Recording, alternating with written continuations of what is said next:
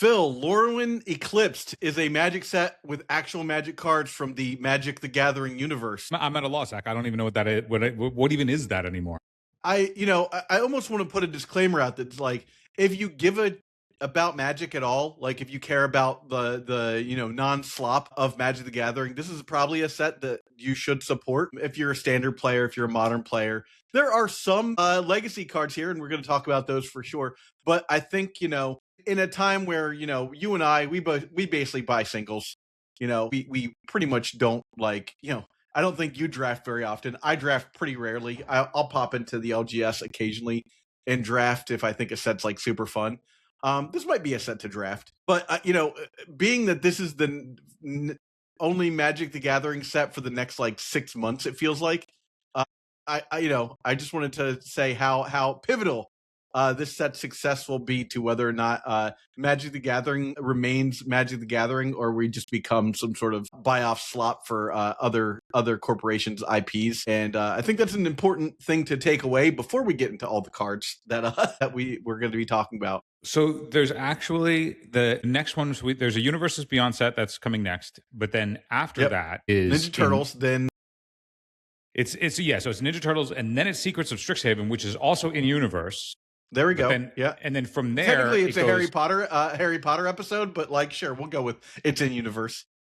It is inspired by an outside IP, but at least it's Magic's take on it, which is something that they've done before. So like that, that's different. Like at least it's that. I right? 100% agree. Yeah. And then after that, if they were like, hey, we're gonna do this city where there are Ninja Turtles that exist, but it's not the Ninja Turtles universe, I would probably be more into that. And honestly, they did that before they had the deal with the Universes, like all the Universes Beyond nonsense. There was Ninja Turtles, like a nod to Ninja Turtles in Kamigawa.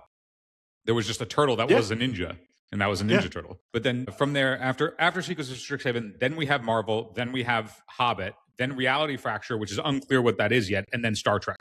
We don't even know if that is out of universe or not. I want to think that like in my on the darkest timeline, Reality Fracture is just like all these other random IPs just meshed together. That's I'm guessing. I'm guessing that Reality Fracture is just essentially going to be like the stuff that was Universes Beyond stuff that didn't make it into their the set for their thing, and so it's just going to be like 6 UBs altogether. Yeah, it'll be like Stranger Things season 5 meets like, Dora the Explorer meets SpongeBob versus like Urkel from TGIF. Dude, it's gonna be Furby. Like we're gonna get a card that's like Furby eating at Chili's, and oh god, I play Baby Back Rib. Did you know that 3-for-1 Trading also buys trading cards? They buy every Magic card in collections of all sizes, from a few cards to massive 6-figure collections. Just tell them what you'd like to sell and receive a fast, non-binding offer. You can sell from anywhere in the world, ship your cards securely, have them picked up by a courier, or for very large collections, arrange a personal visit in your hometown. Curious? Visit 3for1.gg/sell-ed to learn more and start selling your cards. That's the numbers 3for1.gg/sell-ed. All right. Well, let's talk about Lorwyn Eclipsed. We've got some cards here. You can go to our link over at moxfield.com for our Eternal Durdles Moxfield, and you'll be able to see those cards. We're gonna make it so that you can only see the card that we're hovering over. And we're going to talk about some cards from Lorwyn Eclipsed that we think could see play in Legacy. And there's like we can talk compellingly about some of the stuff, and then other ones where it's like, oh, this texture looks good, but the guardrails currently on Legacy are just going to get like, put into that hole, and that's where they're going to exist, and they won't really come out. At least there's a handful of cards that I'm like, oh, this would be cool, but. And then insert card that exists, and then that's the reason that it won't ever see play until that card is either removed or power crept out. In which case, you would need like some weird amalgam of confluences to come together to create some different circumstances. They will be. We just need someone who cares. We just need someone who cares. To work for WotC is all. Let me pop this on real fast. Get a little bit extra light. All right, Phil. We'll start with Ajani Outland Chaperone. Ajani Outland Chaperone is a 3-mana planeswalker with a 3 loyalty. Never sleep on a 3-mana planeswalker. legendary planeswalker, Johnny. His +1 is create a green and white Kithkin creature token. -2 is deals 4 damage to target tapped creature. And his -8 is look at the top X cards of your library, where X is your life total. You may put any number of non-land permanent cards with a mana value of 3 or less from among them onto the battlefield, then shuffle. You think this is playable? I don't think that this is like I always anytime a planeswalker comes out and has 3 mana, I just like want to make sure that we don't miss it. We talk about it and we decide whether or not this card has text that is even relevant in Legacy. But I think it's always worth looking because there are only so many planeswalkers per, apparently 1 planeswalker per set now or something like that.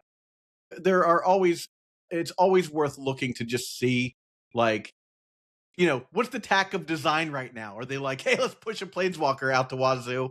Or are they like, this is going to be a bomb and draft, right? And I think this is one of those, like, is this even a bomb and draft cards? I think Ajani has a 0% shot at seeing Legacy play. Yeah, and I the do agree. reason for that is twofold, and it has nothing to do with what Ajani is doing. It has to do with the pressures that be, which is they introduced asymmetrical disruptive planeswalkers. And if Ajani had some sort of like static ability that disrupted the opponent in any meaningful way, maybe we could talk about it. But the 3 mana sorcery speed that makes a 1/1 is just going to get, trounced by Orcish Bowmaster existing. By the time you cast a not in Ajani in 1 white, you're not drawing extra cards if you're in 1 white. You're just gonna. I'm saying that, like, that initial, even in the world where like you wanted to spend 3 mana on a planeswalker, if it's you're in white, you're spending it on Teferi. If you're in 3 mana at all looking to play a planeswalker, you're either ninjutsuing in a Kaito, which is just an correct strategy all on its own already done. And that's different because that's an uncounterable, untouchable, like asymmetrical draw engine. And then if you were in the 3 mana space, otherwise you're in like Narset, which is also a asymmetrical punishing card. And then you have like Karn that's got like the also an asymmetrical punishing effect, but also which costs 2 mana. It costs 2 mana.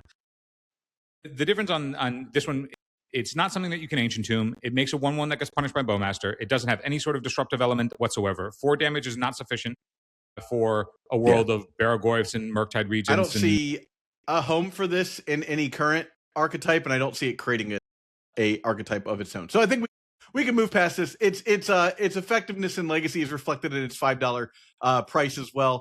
I think Let's that, like, move on.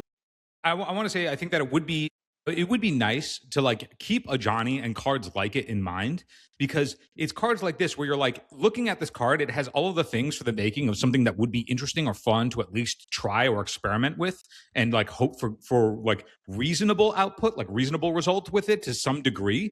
And it's just not even remotely close.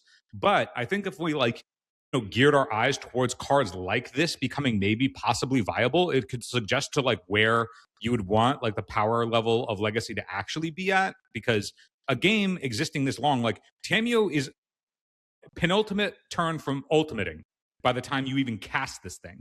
So it's like, where even are we with where like Legacy's at? I think like this is not able to, and this is not able to attack into Tamiyo either, which is its own problem. Yeah, there's right? It's unfortunate. The guys you make won't even be able to attack. It's the type of card that has all of the makings that you would think would be a competitively playable card, and it's not even in the ballpark. All right. Well, for our hook, that was not the best way to start a review of the set. But let's go to Bitterbloom Bearer, Phil. Bitterbloom Bearer is 2 black for a creature fairy rogue with flash. It's a 1/1. It has flying. At the beginning of your upkeep, lose 1 life and create a blue-black fairy creature token with flying. And I'm going to start off, Phil, by saying you can't say that Bowmaster stops this completely. If you can protect this from the Bowmaster's initial thing, right, you will be making a 1/1 every turn. Now, if they play Bowmasters afterwards, fine, whatever. They killed this thing. But just because it's a 1/1, you're not drawing cards. You will continue to be putting 1/1s out on the board, taking damage for sure every turn. But this has flash also. So I think that I think specifically something I want to say about this card versus Bowmasters, because I know that's where your head's at all times, is the fact that this card costs black Mhm. is a nod to, I want to say, slightly more mindful design. This is a card that if we looked at years past and we were thinking about putting a card like this into a deck, right? Flash this guy down, so it's not even sticking on the board through an opponent's entire turn to, like, you know, assume it'll be crushed. Untap, deal 1 damage to yourself, right? Get a guy, attack in with this, and it's like a flash Bitter Blossom is actually somewhat interesting, but I think we've just moved a little bit beyond power level on this one. Yeah, you know what? I know that you were saying, like, yes, Orcish Bowmasters is where my head would be at because it kills this thing, which it does. Orcish Bowmasters is easier to cast. Orcish Bowmaster also will shoot something on its ETB, and it will also give you the 1/1 on ETB, where this one needs to untap and then also cost you a life. In every facet, Orcish Bowmaster is doing what this card is doing, but better, and is more easily cast because you can cast it off of Island or Wasteland. So in my world, Specifically Wasteland. either you are like trying to make blue-black fairies work as like a tempo strategy, in which case you're probably taking some amount of a concession in that your cards are just pound for pound less powerful, but synergistically more powerful, which, you know, has some deck building constraint inherently by design, which is okay. That's okay. I think that the world where this would see play is if the games were grindy enough where like being able to just like put out a 1/1 every turn was like a reasonable thing to care about, then maybe it would see play. I think if anybody wants to try this out the gate, I think they will try it once they have maxed out their Bowmasters. Like the combination of the most played creatures in the format, which is Tamiyo Bowmaster, it's really hard to be like, okay, well, one of them blanks 1/1s from being able to be effective at all in combat, and the other one makes it so that this thing isn't even sticky on the table to begin with, and also is at flash at instant speed, so it doesn't have to commit. To like, in order for you to get like this has flash, but you do have to flash it in and convert it. It's like Bowmaster is a gotcha card, right? Like Bowmaster can just convert the value of like anytime. Like you have to play around a Bowmaster. You don't have to play around a Blitterbloom fairy. Like I'm glad you said all that because the point I wanted to make with this card, Phil, for legacy purposes, was when we look at sets recently, you know, in the past 6 months, I think we've seen that this is a mythic, right? $28 mythic. This is a $28 mythic. That's just after pre-release. But a card like this is built for like standard, you know? Now, in years past, this might have been powerful enough to make it in Legacy, but at its base, this card is a lower power level design, which is where, personally, I want standard designs to sit. I would like all designs to sit in this area so that only a couple cards break through every pre-release or every release. I could see a world where if Legacy wasn't homogenized unilaterally by Modern Horizon sets to be like just the obviously most powerful thing to do by like the farthest possible margins, I could see a world in previous times where if this came out, you'd be like, okay, well, do you want to play like Rug tempo, or do you want to play Grixis tempo, or do you want to play Bug tempo? Like all of the different variances where it's like, okay, well, do you want to play like Corey Still Cutter and be super aggressive, or would you want to move into black to get like Discard and Bitter Blossom Fairy and be more incremental, like interactive? Like I could see like the arguments for that along like these different axes of like, do you want to be more controlling or do you want to be more aggro? But it doesn't, like those things are irrelevant because you should just be Tamiyo Bowmastering. Yes. All right, moving on next to Bogart Cursecrafter. We have for a black and a red, a Goblin Warlock that is a 2/3 with Death Touch. Whenever another goblin you control dies, this creature deals 1 damage to each opponent. I'm not a Goblins player, Phil. I know you're not a Goblins player, but this, in a world where you're playing what's called Cavern of Souls and possibly some of these other like name a creature type lands, this seems like a card that like doesn't seem the worst as like another card to throw into a Goblins deck. I don't know. What do you? It's so hard for me to evaluate these goblins, but like 2 mana for if my opponent like wipes the board, he's dead card. Yeah, I think that like these with all the goblins that we gain access to. Where's Goblin Like- Lucky 1 at when you need him? I think that like there's anytime there's like an effect that already exists, and then instead of whatever it was, you just replace it with goblin. Like, okay, what if Blood Artist was also like What pretty if Blood Artist statted? could attack? That's the real question. What if it right? could attack? Also, like traded because it has Death Touch as well, just tacked onto Correct. it. Yeah. These are the things where it's like, okay, you no longer modern design means that we no longer have to think about, do we care about stats or do we care about effects? You just get both, and stats are vibes. So, but like anytime that there's an effect in black or red that then just gets goblin tacked onto it, it's like, this is not a novel effect. It just happens to now be a goblin. And so it goes, okay, has goblins ever wanted this effect at 2 mana? And if so, great. I don't know if there's like much really beyond that, because it's not like, oh, wow, we've never seen a Blood Artist before. This is just a Blood Artist that we're seeing at the cheapest we've ever seen it. And in a world where As like a goblin. Yeah. as a goblin. Yeah. But like, you know, I mean, I'm curious if like you already have this effect on the 4 mana one that produces bodies and can do it like proactively. Like you could sack your own team to kill out of combat, where this one you need the sack outlet alongside it. So maybe there's a variation where you're like, okay, I want to go a little bit wider, play Skirk Prospector, and then, you know, start rifling down that way, and that's like a different thing. But like, yeah, there you go. And I think that there's the possibility that is incentivized to the extent that like Tamiyo blanking like the first point of power on every creature means that maybe there is a world where you're like, okay, well, if combat is no longer relevant, then I do want to go into a Maybe I'll heavier get you. burn side. I mean, that's like Eldrazi getting Glaring Fleshraker, getting to ignore combat entirely, which was before a means by which you could actually engage. Like, you know that they had to go through combat, but now they don't have to anymore. And if Goblins also wants to move in that direction, this would just be another card Exactly. that they would Yeah, be able it's to a include to go that Goblin way. Flesh Raker. I think that's Yeah. a great what's the word I'm looking for? A great analysis of this card. In times of financial uncertainty, how can you stay on track? Call someone who's invested in your success. Nick Ropp, your Edward Jones financial advisor and certified financial planner, is here to help you. He will work to build a complete picture of your financial life, including your unique goals and passions, so he can help you achieve what's most important to you.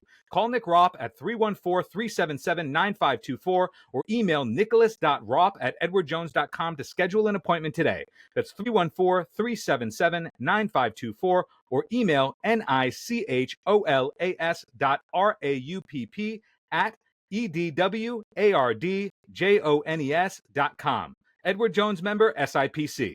All right, well, let's move on to Deceit. Deceit costs 6 mana. It is 4 Dimir. It is an elemental incarnation. It is a 5/5. It has Evoke Dimir. It says, when this creature enters, if 2 blue were spent to cast it, return up to 1 other non-land permanent to its owner's hand. If 2 black were spent to cast it, target player opponent reveals their hand. You can choose a non-land card from it. They discard that card.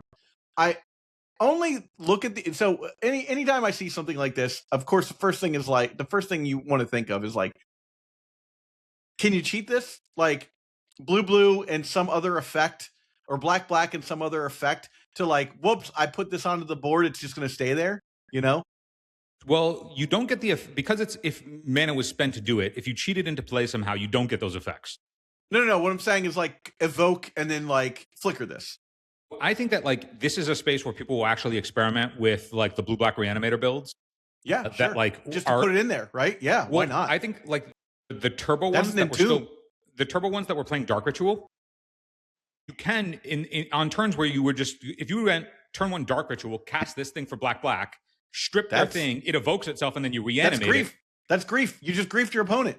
It's grief. It's worse than grief because grief had the ETB on the reanimate as well. So you stripped your opponent twice down to nothing. Mana. Yeah, okay. So grief was obviously better, and also you didn't need the Dark Ritual to pair with it. But at the same time, grief was also like an abysmal, like format warping, horrendous experience for everyone involved. Sure. This is half of that, but you also need the Dark Ritual. But then the flip side, the benefit of this card, that even though it doesn't give you the back half, is you can pitch this thing to Force of Will. So for the blue-black Reanimator player that's like, I want to play like the Turbo Reanimator style, this is another card that means you don't need Entomb, right? It entombs itself. Yeah. And it gives you the turbo, like, okay, I'll play Dark Ritual, I'll strip your hand of a thing and get an immediate 5/5 threat off the thing, while also making sure that my blue count is still relevant if I want to play the counter magic to back up my combo. You're in a valuable space there. So I could see them wanting to experiment with this card, actually. I'm actually more sold on this than I was when I initially put it on the thing. I wasn't even thinking of like, Scaminatoring it, being like having its own Entomb kind of tacked onto it. So that's kind of interesting. And I think that's it's the combination of it being something that can entomb itself while doing something that your deck already wants to do, which is some form of like hand disruption. But then the fact that it's also blue, like if there's a world where your like opponent puts in, a Grafdigger's Cage or whatever, you're like, cool, I have this card that would have stripped that from hand, but now that you've put it on the board, I can use this to bounce your thing. It entombs itself anyway, and then I can reanimate it right after I bounced your permanent that was messing me up. Oh, you have a Leyline of the Void? Bounce that thing, right? Like, so it's more redundancy to like... Exactly. Bounce the Leyline of the Void, put this guy back in play. It's a 5/5. Your Leyline of the Void is in your hand, and now my deck is relevant again. Solid. I expect to see play in that strategy, which I think is okay. I think that's pretty good. I think that's actually so. I think we've seen our first like actually maybe blanketly playable card from the set here. So Phil, since we're here and we're talking about these elemental incarnations, we might as well check out the other ones, right? So there's Emptiness. This is the Orzhov one for 6 mana. It's a 3/5. Well, it's deceptively a 3/5. If you spend white and bring something back from the yard, it's got more power and toughness than meets the eye. But yes, yeah. So we'll read it off. So its evoke is Orzhov. White was spent to cast it. Return target creature from creature card with mana value 3 or less from the graveyard to the battlefield, and then if black. Put 3 -1/-1 counters onto target creature. I don't know that this is where you like I think Deceit being black and blue is like right where you want to be if you're doing that sort of thing, and it solves like the exact problem that I think some of those decks would be, at least considering. Whereas Emptiness, this is probably more likely to show up in a Phalia situation. No, because it doesn't get the value. It has to attack, right? Yeah. So no, Phalia has to attack. This thing needs the mana spent. Phalia flickering it won't get it. I'm just like keeping it in play. But Phalia won't because it's sorcery speed. The way you're doing that, you have to evoke this and then attack. It would be dead by then. So this is similar to like how the original evoke elementals should have been templated. Even though the other elementals are pitch elementals, had they put in the clause of like, you may exile a card to evoke it. If it was evoked this way, then do the effect, as opposed to just being able to scam it. Because then you don't have that sort of degeneracy that broke Modern and Legacy. So they were smart here with their design, I think. This might be the example of the incarnations where they actually learned from how bad that mess up was, because they banned Grief from Legacy, they banned Grief and Fury from Modern. So like, there's no way they couldn't have learned from that. Like they had to. They had to figure. The fact that like some of that cycle broke multiple formats is indicative that like that was clearly a mistake. And if they were going back to that design of the evoke elementals, they had to somehow adjust. And just putting in the clause of like, okay, you can't do the thing we don't intend for you to do with it as a clause of the card, I think is how they should do stuff to like make sure that their intent is actually met in every design they do. Yeah. All right. Well, let's look at Vibrance. Vibrance is red and green. So 3 and Gruul. It has evoke Gruul. If red was cast, deal 3 damage to any target. So bolt. And it's a 4/4, by the way. And then if green, search your library for a land, reveal it, put it into your hand.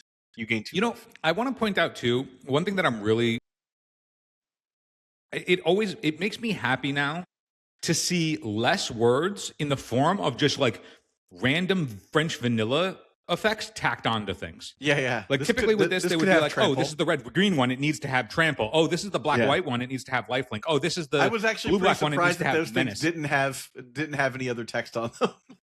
Like it would be. I think it's like not only did they learn from the thing, but I'm really hoping that they just start moving away from putting French vanilla stuff free onto cards, because I agree. All of those French vanilla things just make it so that not only do these cards have those effects, but it also sort of like just limits or makes it so that combat is just irrelevant. Yeah. An extra layer of annoyance. Yeah. Yeah, and it's just like, and the cards don't need it. It's not like they do anything for what the card's otherwise trying to do. So like, I think that like this cycle, all of them, except for maybe the black-white one, seem like there are viable cards to see play, but like in a way that's like intentional and nice. Like it's actually a design that's like they're powerful and flexible in a way that's like enjoyable to see, because they're like like if they're heavy mana devotion costs, like double color. You can't split them. It's like you can't be like one and then the other, but incentivizes you going heavy in both, which is good because that means that it's really hard to play like. It's like you're not going to be able to invoke these with a wasteland, right? Like that's really nice.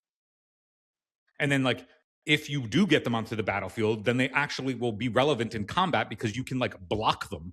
Blocking is relevant. That's weird. I just want to say I think this is the one that you might actually activate with a wasteland with a Yavimaya in play, because I could see a Vibrance being played in like a lands deck, and it's like I'll play this as like a thing, and then also I will just go get the land that I want. I think it's nice though. Yavimaya in itself is like you can't just play like Bayou Tropical Island. Oh yeah. I'm not mad about. You can play Bayou Tropical Island. You can't play like Tropical Island Wasteland, and then be able to maneuver this thing, right? Yeah. All right. Wistfulness was the other one I had on here. Wistfulness is the Simic one is 3 Simic for a 6/5. Hello. Simic for evoke. And then if green, exile target artifact or enchantment opponent controls. Okay. If blue, draw 2 and then discard a card. Zach, there are two things that I want to point out about this card and why, even though I think this card is obviously very good, I'll tell you why this card evoked like anger in me. Okay. It evoked anger in me because the reasons that it's good are because there are things that are in Legacy that shouldn't. It's good because Up the Beanstalk is in Legacy and that sucks. It's good because the One Ring is in Legacy and that sucks. So like seeing like all the ways that this card is like, oh, this card is really good because of a thing that shouldn't exist. Exile is huge, actually. It's like, oh, this thing is also good because of a thing that doesn't exist. And then you know what the cantrip part of this does? It's like, oh, this is good because you can just curve this into Tamiyo. And so like all of the reason this card is good is because all of these facets of Legacy that currently I find abysmal. So from my POV, this card's obviously excellent. But like, it's excellent because Legacy is terrible. Yeah. Well, moving on, let's talk about Deep Channel Duelist. Channel Duelist is a 2/2 Merfolk soldier for 1 white, 1 blue, and it says at the beginning of your end step, untap target Merfolk you control. Other Merfolk get +1/+1. We have another Merfolk Lord, Phil. Zach, I think the question is, do you think that the Merfolk in this set are enough for people to like legitimately try actual factual tribal Merfolk again or kindred Merfolk again? Speaking as a guy who played tribal Merfolk back when I started, getting back into this format, I don't know. I think it's tough to put yourself into a situation where you're like, I think Merfolk is playable again, right? Like you have to be in a situation where the format is such that the games don't end super fast, but combat matters. Now, you could argue, Phil, and I know you will, that Tamiyo makes combat sort of a pain. But when all of your guys are basically anthems, right? Every creature is a crusade, right? Like that's relevant. I think all of the anthem effects of having like a bunch of lords and having all of them be lords, but now the power creep is such that they're lords plus. Like, now you don't have to just play your Merfolk for lords. You can play them and also do other things. Like this one is a lord and also does another thing. Yeah. So like we're It's a starting to lord see that that has like vigilance for any one of your merfolk, basically, right? Like they're moving into a space where they're like, hey, you know what was before? It was 3 mana lords plus an effect. Then it was, oh, we'll give you 2 mana for just the lords. And now we've power crept to where they're like, you know what? 2 mana lords plus a benefit. So we've just wholly lopped off a mana from like where those decks previously existed. But like the value of these things, I think, is more so in like you have the one that you can behold a merfolk and it produces a 1/1, right? Okay. So like you have like more bodies, you have like these more utility merfolk. I think one place where merfolk might actually be able to experience some benefit here is they also have the free counter magic in the sacking of force of no, what is it? The flare of denial. Oh yeah, Flare of Denial. Yeah, then So- that's just a straight Between Counterspell Silver at Gill that Adept point, right? and the new Yeah. merfolk, it's a 2/1 but produces a body if you behold another merfolk. Mhm. Like getting things that are paying us off without like you can Flare of Denial while also having gotten value out of the thing, and then all of those things do have additional value if you're playing all these lords that also have additional value to them. So like I think that like with enough of these effects, because you got to remember we're in a Thoughtseize world, right? Like both the best unfair decks and the best fair decks are both Thoughtseize decks. So it's like okay, So if you're that is always Silver Gill Mentor, by the way, is the card. Silver you're Gill talking Mentor, yeah. about. So the like we have like this higher density of like foundationally like role playing cards of like you can both Silver Gill Adept and Silver Gill Mentor as like slots at 2 for value before you get to like start lording. And now that all of your lords also are giving you additional value at 2, your Aether Vials can always stay at 2. It means that like anytime you get additional mana, if you're playing, you know, your Mutavaults or whatever or what have you, that like those things also get turned on a turn sooner.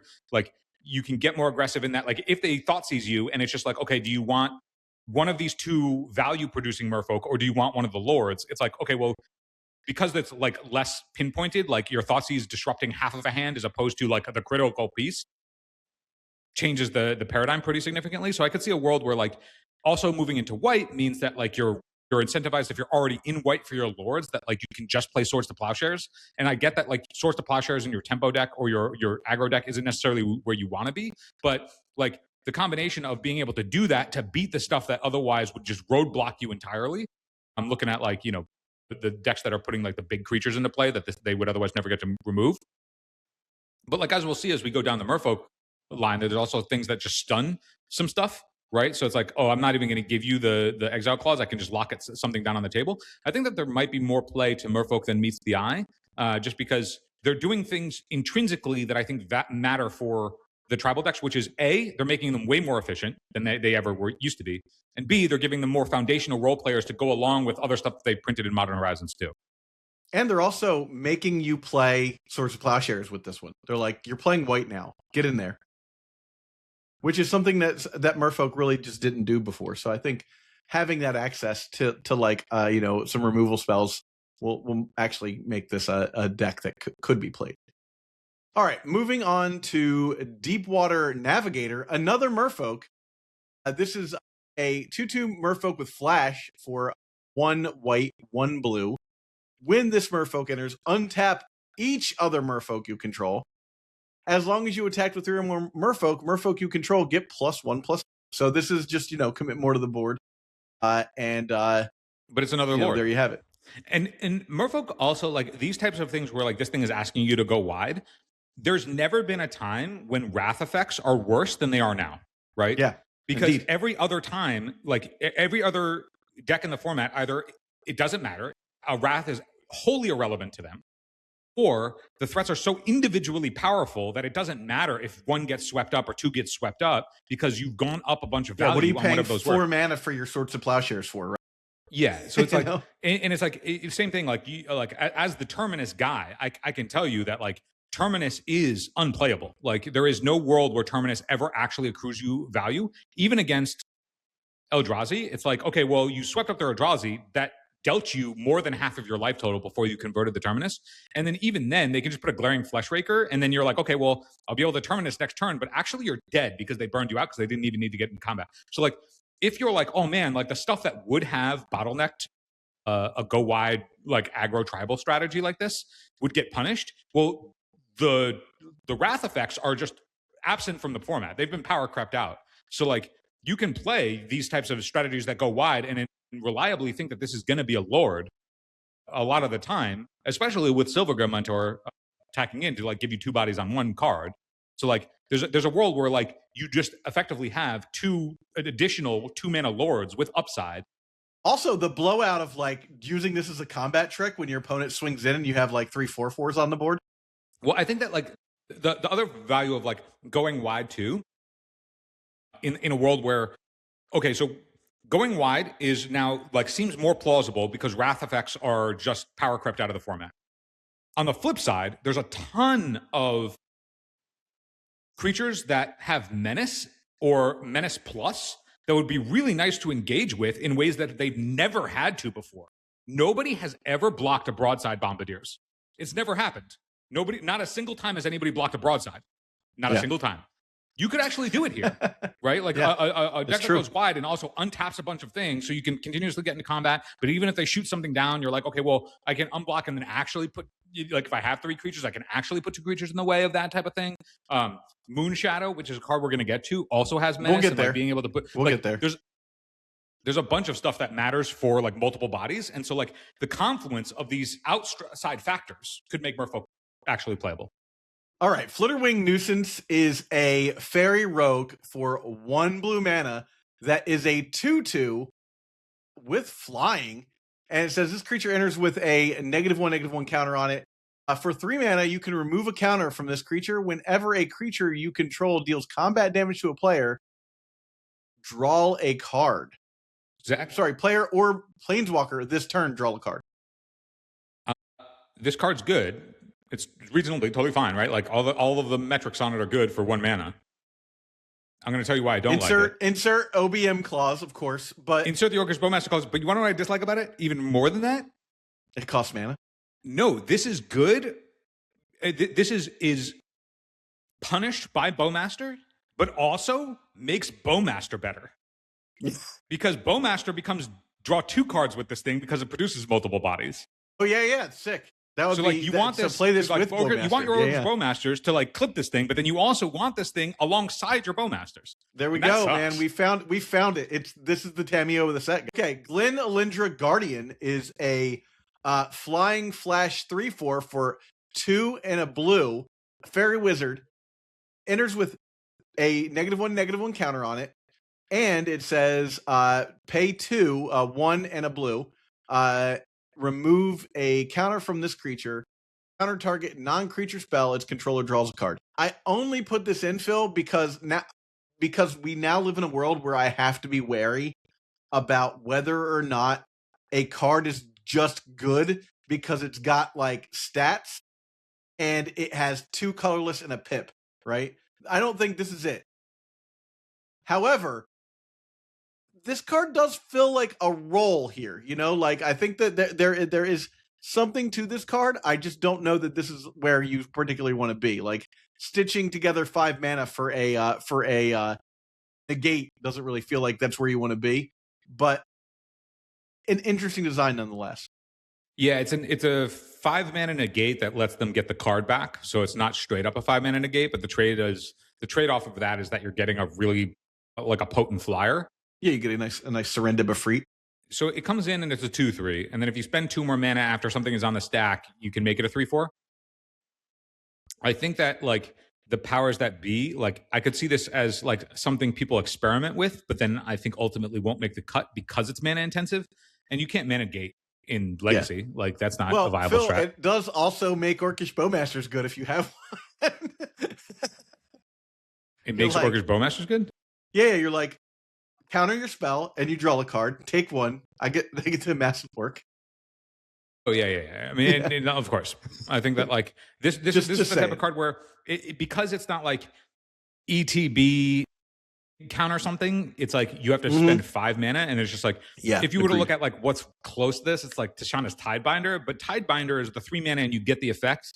And then it already has it's already a gotcha card. Yeah, I think that's the main difference is that ETB versus like paying some mana to do the thing. The difference is like this one, it's like, okay, you flash it in when nothing happens, and then you just can get to hold up a negate. The problem is that type of stuff isn't good in a world of village and cavernous souls and like, not that cavernous this would interact because there's only non-creatures, but even the non-creature stuff that like you would care to spend 2 mana countering, they just, what is it, Moonrise Village, right? They just Moonrise Village to push it through. Well, So I it's mean, like I've seen exactly 0 Moonrise Village ever been activated against me in the 7 months that it's even been then, legal. it's like, okay, you're like, I'm going to spend my 2 mana to counter your thing. Well, like the decks where you would want to like, or are required to counter everything, Yeah, you're required you to counter everything. Well, I counter your Karn that costs you 2 mana, the 2 mana that I've spent to counter it, and then you just cast another thing that also ends the game unilaterally by itself. So it's like, it's a real shame that this doesn't cost like 2 mana instead of 1 and a blue to put in, right? I think this thing I think this thing has the no-go failure clause of costing mana. Yeah. All right. Eternal Durdles is proud to be sponsored by Moxfield. Moxfield is the best Magic the Gathering deck building website on the internet. You can create, share, and find decks from Commander to Legacy and even fan-supported formats like Pre-Modern and Old School. You can see all of our decks on our Moxfield. Follow the links below to stay tuned. Next up is Grub, Storied Matriarch. Grub, Storied Matriarch is a legendary creature, Goblin Warlock, 2/1 for 2 and a black menace. When this creature enters, or when it transforms, return target goblin card from your graveyard to your hand. At the beginning of your first main phase, you may pay 1 red and then transform this creature. What does it look like on the other side? Why can't I see the other side? There it is. There it is. Grub, Notorious Auntie, Goblin Warrior 2/1, menace. When this attacks, you may blight 1. If you do, create a tapped and attacking token that's a copy of the blighted creature, except it has sacrifices at the end of turn. It's a token. And then you can pay black to flip it back over. So this is like it's the black version of Kiki Jiki, I suppose. Is that like kind of what we're looking at here?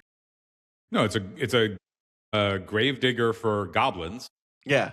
That then also, it has the Kiki Jiki effect. Goblins are eating good in this set, man. They're getting a bunch of value. This is a boost. Stuff. This is like a role player boost for goblins. Speaking of role player boost for goblins, Phil, Hexing Squelcher.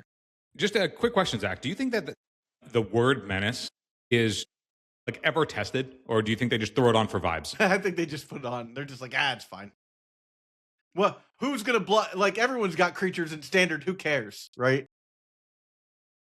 I honestly think that most of the design that goes in, where they're like, "Do you think this will matter to anybody in anything beyond Commander or Standard?" They go, "We don't care about those people," and they literally shut that person down from talking for the rest of the meeting, and they just trample over them.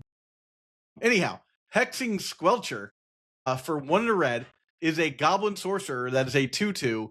This spell cannot be countered. Ward, pay 2 life. Spells you cast can't be countered. Other creatures you control have ward, pay 2 life. Phil, you're a giant fan of this card. I know it.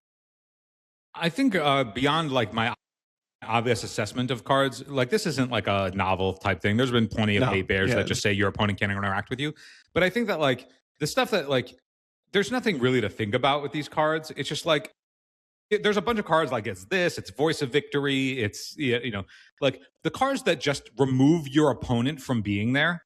Mm-hmm.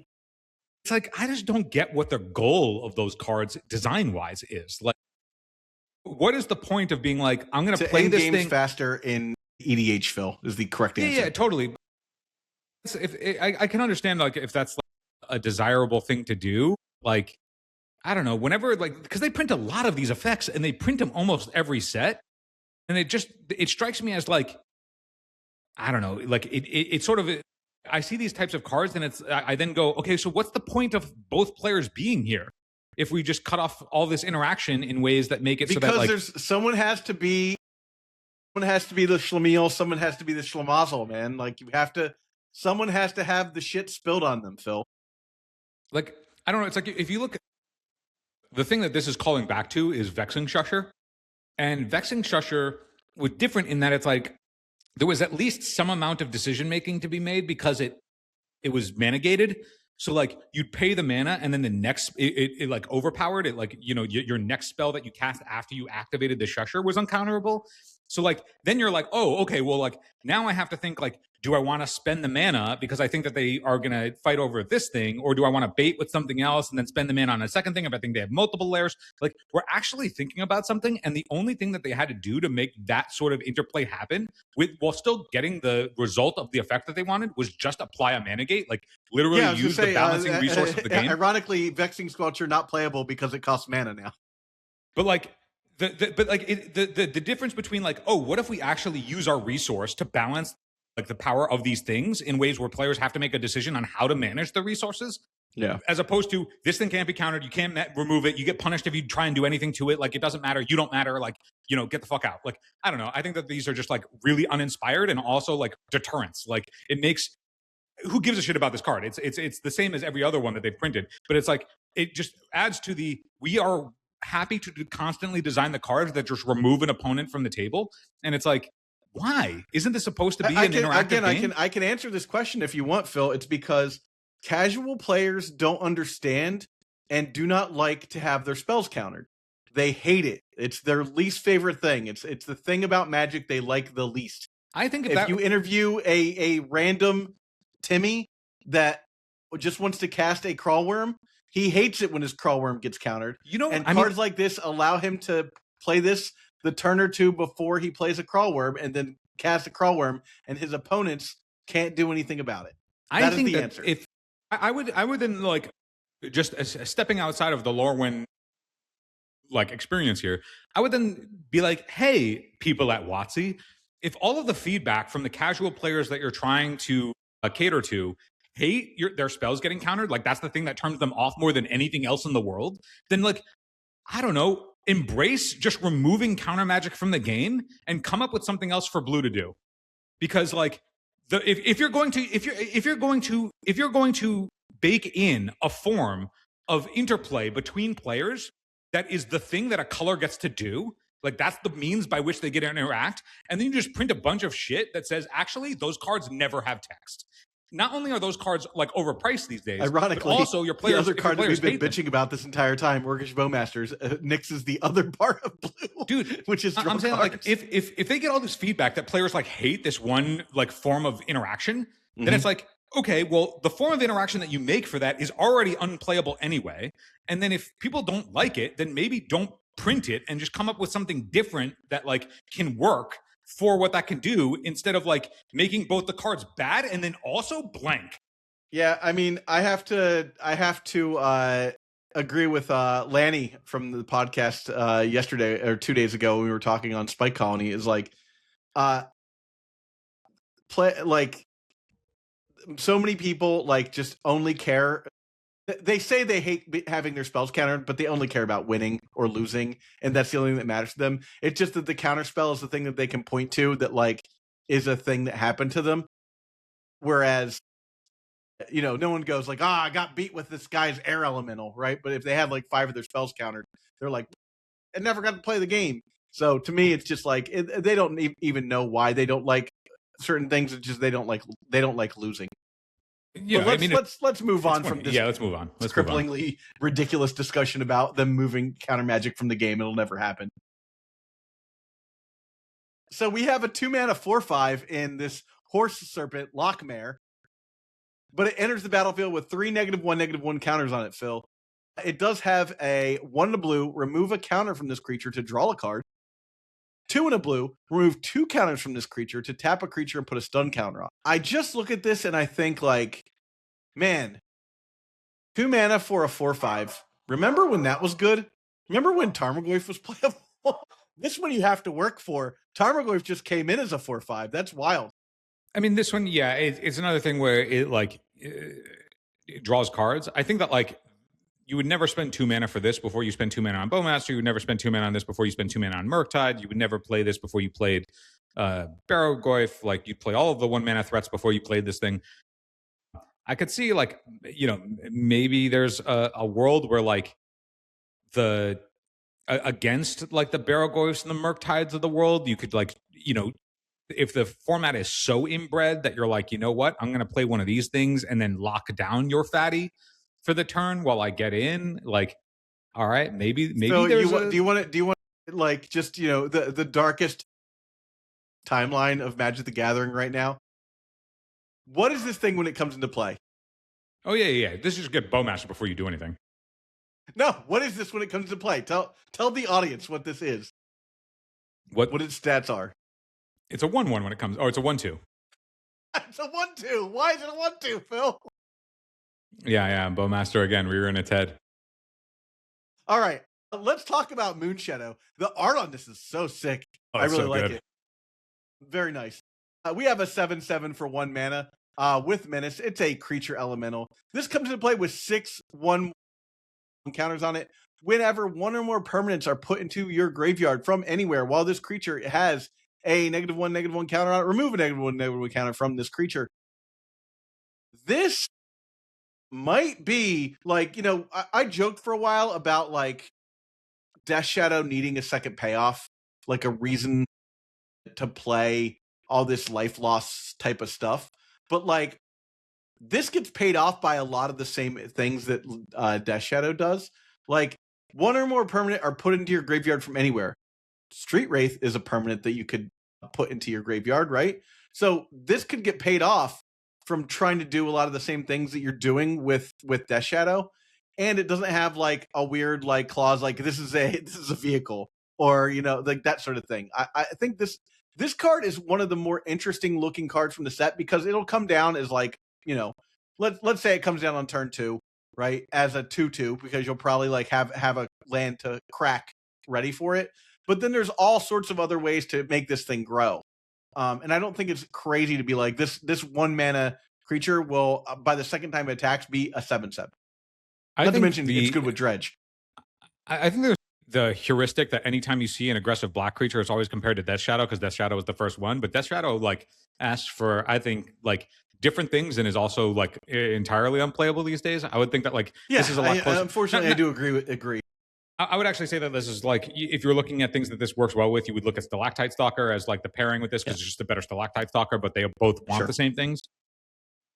I could also see like the world where it's just like, we were talking about Super Shredder in a couple episodes ago that's coming out in TMNT, which also just says whenever a permanent leaves the battlefield, it gets huge and also has Menace. So like, you can just like curve. Menace Tribal. You could just curve Moonshadow into Shredder plus Baubles plus literally any like, Thought Scour to like pump your guys by a bajillion, and then by flipping over more stuff and whatever, and you could just be like this sort of like turbo tempo. I don't think that like it's also a great Cat Stevens song if you're a Cat Stevens guy, or Yusuf Stevens now. Funny story, you know my buddy Paul Cox, right? Right, Phil? Yeah. So back in the day, Diablo 2 era, right? I made a Amazon character, and I was like, I need a good like Amazon kind of name, like what's a good, and I named my character Moonshadow, and then Paul immediately was like, you mean like the Cat Stevens song? And I was like, you ruined it for me. Anyhow, next let's move on to Riss the Evermore. 2/2 for 1 and a white flash. When Riss enters, another target creature you control gains persist until end of turn. And it also has a white and tap to activate, and it says remove any number of counters you control from any number of counters target creature you control. Activate only as a sorcery. Hey, that works with. Yeah, this is. I don't think this sees any play. This is a combo card. The Black White Moonshadow deck, dude. Come on. You just don't even need to do that. You just don't even need to spend the cards like. Like you want to know? You want to know where this would interesting to me, just because if you're in a situation where your creature is dying, like if you're playing like this, what's the name? The Black White Phalia deck. Like this is a card that saves one of your guys from. Like a fatal push or something. You're just never going to slot it in. You're just going to instead Phalia and blink it. Yeah, you're right. I take it all back. I mean, you could blink this too. Yeah, the thing about this one though is it's tap. It's pay mana plus tap to do a thing, and that thing is like, what would you even do with it? And it's not immediately obvious. Yeah. And who knew that cards don't ask things of you anymore. And then you were like, oh man, this card would have been cool. And then you said the Modern Horizons alternative that just does it not only better but more efficiently, and can be slotted into a deck with it to make it better. All right, we talked about Silvergill Mentor, so we can move past that. It just makes another 1/1 if you show your opponent a Merfolk. For 2 mana, you get 3 power and bodies that are Merfolk. That's the important part. Let's talk about Sig Wanderwine Wisdom. That is 1 and a blue for a legendary Merfolk wizard. That is a 2/2. Can't be blocked. Whenever this creature enters or transforms, target creature gains. Whenever this deals combat damage to a planeswalker or a player, draw a card until end turn. Then you can play a white and transform it. On the transform side, it still can't be blocked. It's a 2/2 Merfolk Rogue. When this creature transforms into Sig Wanderwine Shield, target creature you control gains protection from each color until the end of turn. At the beginning of your first main phase, you can flip it back by paying a blue. This is just another, like, in the realm of those cards, and you don't even need to have the white for this. Like, I think just having it enter and target creature draws a card is not the worst, but not being able to block it is something. I read this as just Silvergill Adepts 5 through whatever, which is excellent. That's like all those decks. Just if that deck could have played like 20 Silvergill Adepts plus Lords, it would have. Yeah, so exactly. Like Silvergill Adept was always its best creature because it replaced itself, and this also is just a thing that comes down on 2 and replaces itself by paying off whatever you cast on 1. So, and then the fact that it's also recurring, like if you do just splash white, even if you're not playing the white blue lords, if you just stayed mono blue, but just even a splash of white to turn this thing over and then get a Silvergill every other turn is also really potent, and is a way that, like, if you were to draw additional lands, those lands now convert you a mana sink for, and that's like a failsafe, right? Like, you don't need to do that. This thing would already replace itself. But the fact that it gets to do that means that now we can play Silvergills 5 through 8. So now we have a really solid boon on 2 of like 8 Silvergill Adepts, the Wanderwine Mentor, and now we can just fill out the rest with whatever the most efficient, powerful lords that we feel are. And then, fill in our land suite. Is Aether Vial good enough? Do we want to play Chalice of the Void instead? Blah, blah, blah, blah, blah. Everything's Cavern of Souls and makes it all easy. You don't have to think about anything, and you can jam your deck. And that's pretty good. I do appreciate that. Something I've seen in the set is that, like, we're bringing back blue-white for Merfolks with the Wanderwine, like, situation, as opposed to, like, blue-green, which I always hated. I was just like, why can't we just choose one lane for our color type for this particular creature type? Why do we have to switch it over to like a different color identity? Because it makes it harder to build like tribal decks later on, and to the end of people who give a shit about Commander, it makes it impossible to put into your deck, right? But anyhow, let's talk about Tam Mindful First Year. Is this a nod to the next in-universe set, Mindful First Year? Is this first year at college? Yeah, so all of the first year cycle is all a reference to Strixhaven, and the problem with Omen Paths and breaking the paradigm of that, like, now anything can be a planeswalker and go anywhere. Send them away to college. Well, like before, it's like the only beings that were ever able to like cross over to different planes were planeswalkers. That was what made them special. And then they were like, but everybody likes all these characters. Yeah, it's its own. Yeah. I don't think you even ask that question anymore as a new person coming into the game because the flavor is so whatever. Anyhow, Tam Mindful First Year is 1 and a Simic for a legendary Gorgon Wizard. Each other creature you control has hexproof from each of its colors. And then you can tap it. Target creature you control becomes all colors until in turn. It's a 2/2. This is like a mom. Yeah, that is something, right? That is something. Yeah. That's your Atraxa can't be bounced by Brazen Borrower is a bigger deal, right? Right? Yeah. Interesting.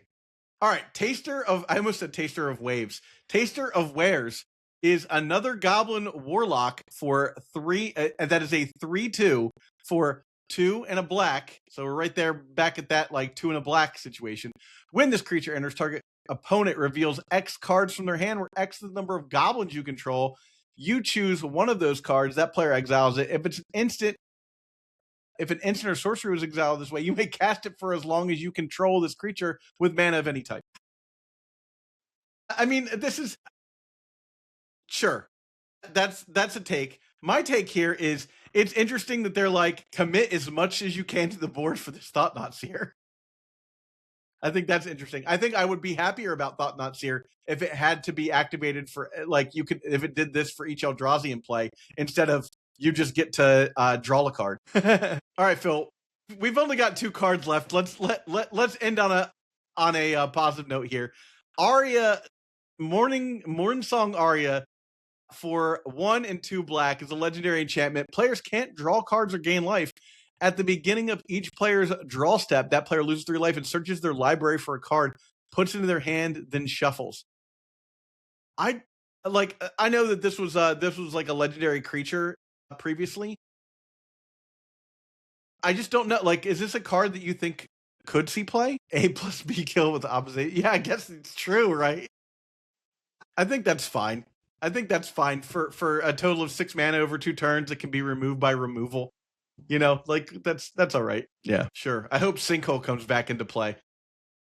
All right, finally we have Eclipsed Realms. I just included this because we have yet another one of those name a creature type, like Cavern of Souls without doing the uncounterable thing for the thing. Oh God, I don't like that at all. Oh, I can't find it. But it's not in this set. It's not in this set. What is that called? 3 mana rock with Changeling? Okay. You mean Changeling? Changeling. I see. Okay. It's a way to get around a Blood Moon for Eldrazi. I see. Does it produce mana of any color? Does it also produce, like, now I have to bring it up to show it because this might actually be somewhat interesting. Sure. What's the name of this thing? Okay.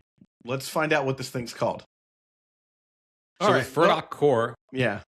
There you go. Core, you can have the degenerate starts of like Eldrazi Temple plus Ayavugan.